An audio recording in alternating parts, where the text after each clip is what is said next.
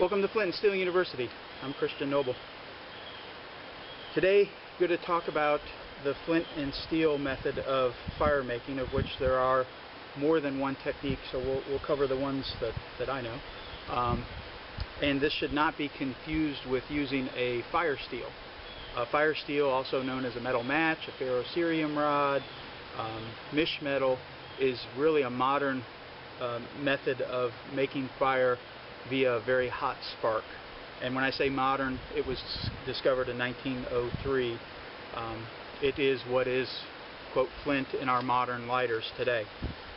It again throws a very hot spark, and using fire steels you're capable of igniting most natural tinders quite easily. The flint and steel method has been around for hundreds and hundreds of years, and it throws a very weak spark, which makes it more challenging in terms of the materials that you can create a heat source with to create a fire. So I'll cover what most people do today, and then as best as I can cover how people used to do it back in the day, and something that we as bushcrafters may revert to as it becomes more popular again. So today most people use some sort of a tin that is vented. Altoid or mint tins work quite well, and they'll cut up some cloth, and that cloth can be cotton, linen, hemp, whatever the case may be, and then they'll put it in the tin, and they will heat it, and it can be thrown right, the tin and all can be thrown right in the fire, it can be put on the stove, whatever the heat source may be. And in this case, this is a cotton t-shirt that I cut up. You throw it in the fire, and when you get done, you end up with charred cloth. Now, a lot of people use a slang term and call it char cloth. There is no such thing as a char cloth. It is, again, cotton, linen, hemp, and it is charred, so it has been treated. And when you do this, and there's tons of information out there, it's almost best not to cook it too much, because you can actually throw it back on and you want something black. If you do it too much, it'll deteriorate. So what most people do is they create charred cloth from cotton, and it's almost perfect when it comes out every time. And then they'll take a piece of high carbon steel, and this could be things made just for the purpose thereof. They come in all different shapes and sizes. These are some of my steels or strikers. They're pretty common shape. An old broken file will work well. It just has to be high carbon. Even the back of a high carbon knife will work. I'll use that right now. And then they set their charred cloth on top of a rock with a sharp edge. And it doesn't have to be flint, it can be jasper, whatever the case may be. Quartz works fine, it just has to have a sharp edge. And again, they'll set their charred cloth on top of it, and if you're using a knife you want to hold it really tight, and they simply strike it, and a piece of metal is your spark. Unlike a fire steel, when you're scraping a fire steel, you're scraping off a piece of that rod. When you're doing the flint and steel method, you're flaking off a piece of steel. And that spark will go up, and that's important to note. It will go up, and I know you're not going to be able to see the spark in the sunlight more than likely, but I've got this piece of char cloth lit now. So that's all there is to it in terms of doing the flint and steel method. I've created a coal, and from there I would drop it into my tinder bundle. Pretty easy.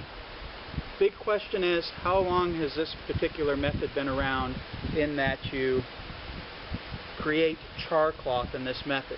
In other words, put it in a tin, stick the tin in the fire, and char the material in that manner.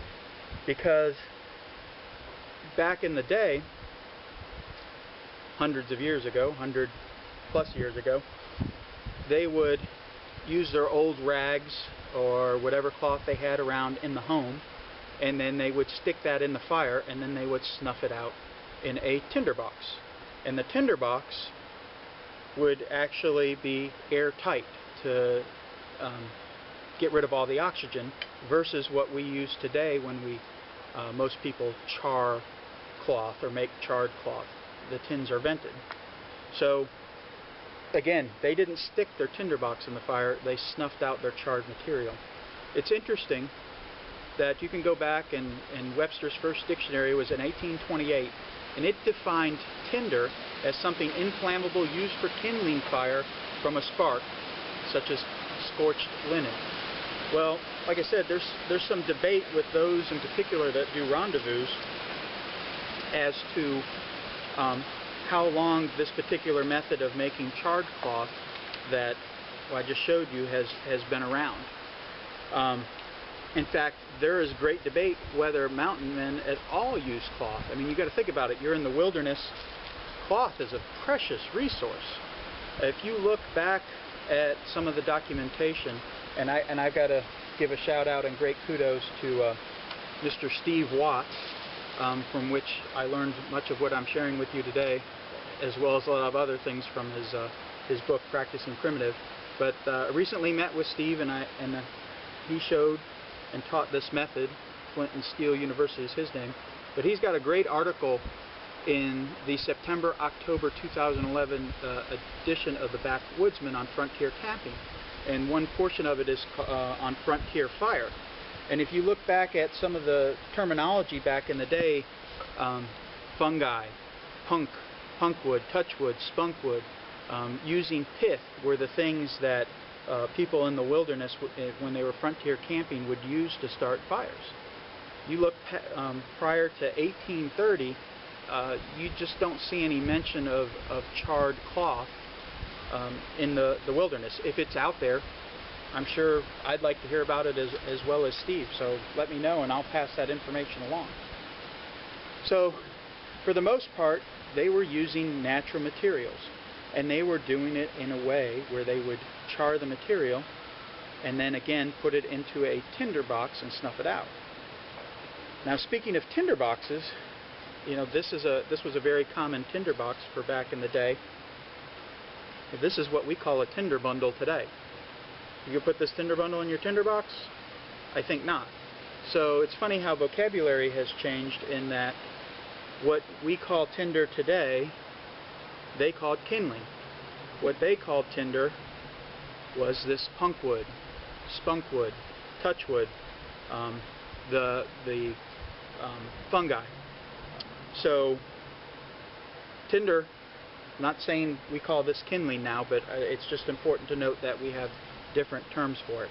I believe that the vocabulary probably changed probably somewhere around the mid-1800s. The first friction fire match was commercially made available in 1827. So my definition of kindling has always been, you know, that wood that can be lit with a match. So as the match became a more popular source of fire, you know, the vocabulary probably changed. So there's all sorts of tinder boxes that are airtight. They're simple tins that don't have holes poked in them that work. This is a very common one with a magnifying lens in the top for lighting fire via sunlight, like a Fresnel lens. But these are all airtight.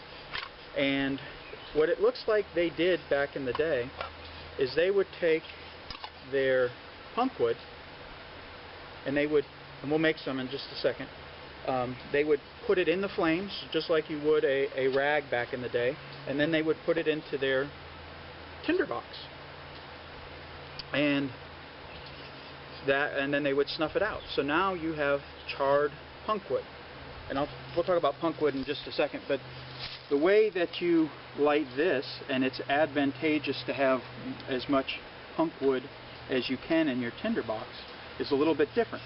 As we were lighting the charred cloth earlier, and I had the charred cloth sitting on top of the rock, and I was hitting it with my striker or steel, the sparks would go up. Well, that's a pretty sexy looking way of making a fire. Doing it the other way doesn't look so good. It's not pretty.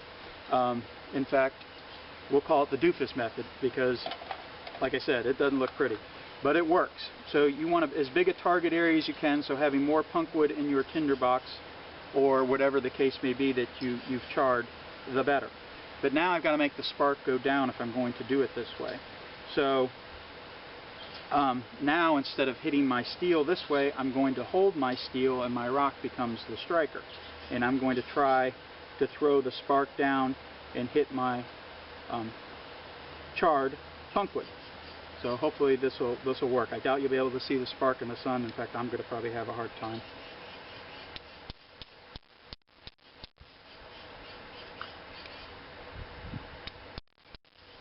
Oh, I already got it and didn't even see it.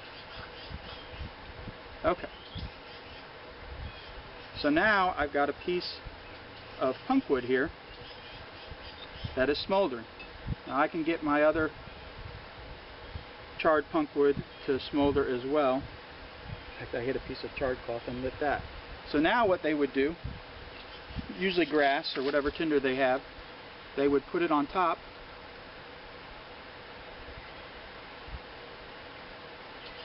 of their kindling,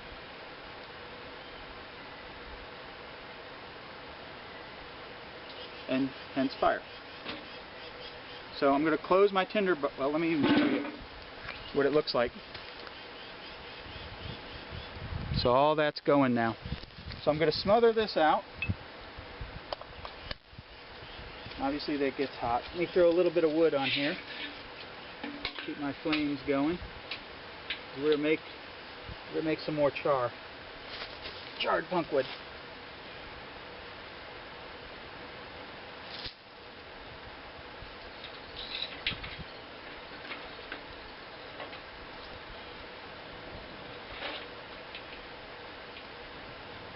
Alright, that should go.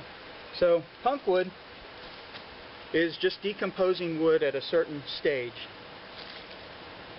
And that stage is where it's sponge-like.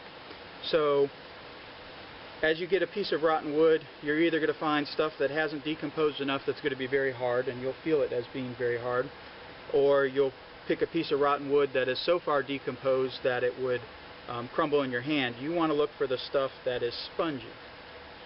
And here's a piece of it right here. So here's a piece of punkwood.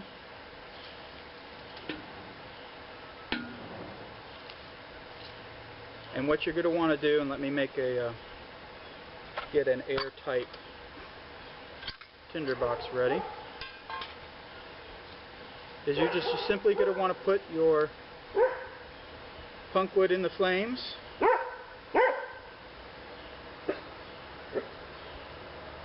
Let it start to burn.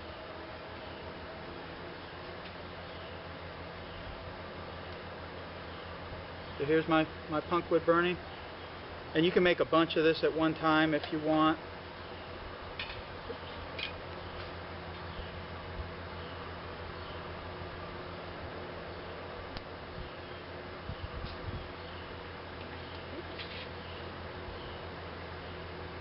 And then you'll put it in your tinder box. Get a little bit more here.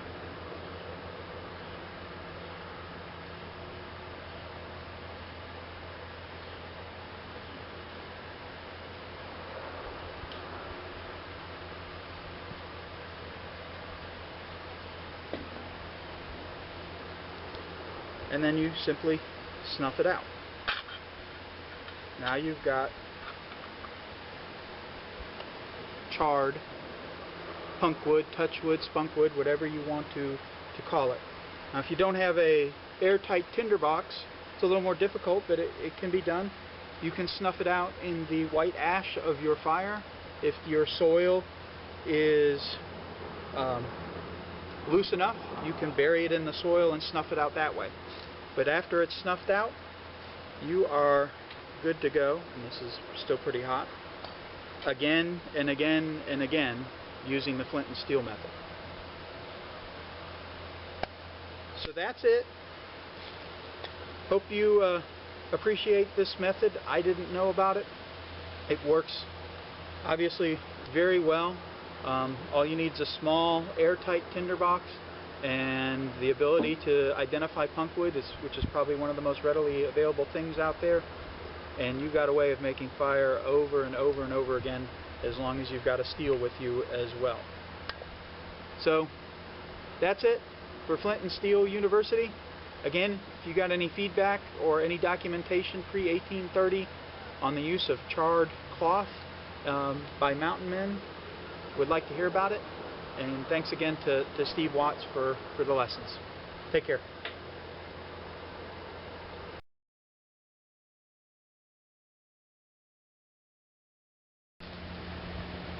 Hey, one more thing to note, because I know it's going to come up.